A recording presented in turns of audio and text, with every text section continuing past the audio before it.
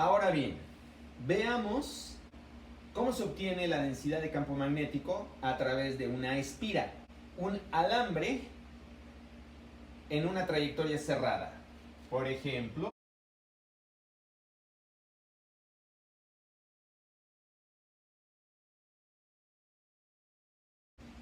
en fin, es decir, es una trayectoria cerrada de alambre conductor.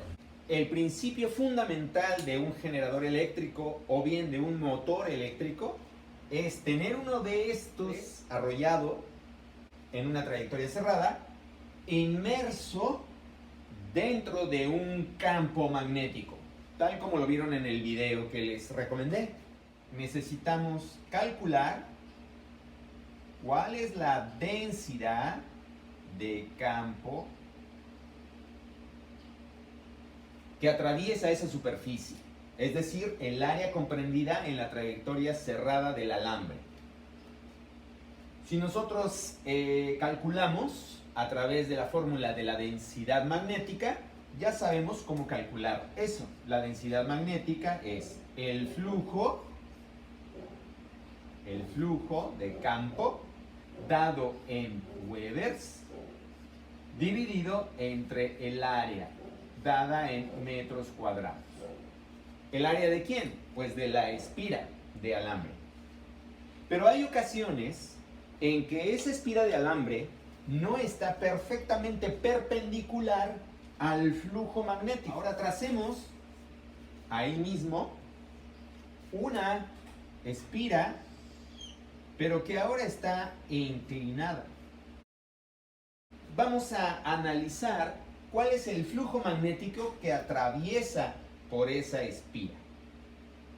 Debemos entender algo.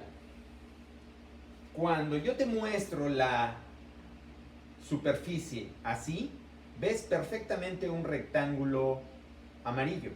Sin embargo, si yo la inclino, el rectángulo amarillo, desde tu percepción, se empieza a reducir. Es decir, cada vez la superficie perpendicular a tu ojo es más reducida. Así es que, ¿cuál es el flujo que se considera efectivo para calcular la densidad de campo magnético? Si yo tengo una espira inclinada, realmente el flujo o la densidad que trabaja en este fenómeno es aquella que atraviesa esta parte perpendicular del área. Cuando la espira está inclinada con respecto al flujo de campo magnético, debemos considerar el ángulo de inclinación. Normalmente yo les comento en los ejercicios que la espira está inclinada con respecto al campo magnético un determinado ángulo. El área efectiva es esta, el área efectiva. Bueno, ¿cómo sacamos el cateto opuesto? Teniendo un ángulo y teniendo la dimensión de la hipotenusa. Este es el área original y nosotros queremos el área efectiva. Ok, para sacar el área efectiva tenemos que hacer lo siguiente. El área efectiva es igual al área original por el seno del ángulo. ¿Sí? Exactamente como la descomposición de los vectores. ¿Cómo obtengo el cateto opuesto o el cateto vertical?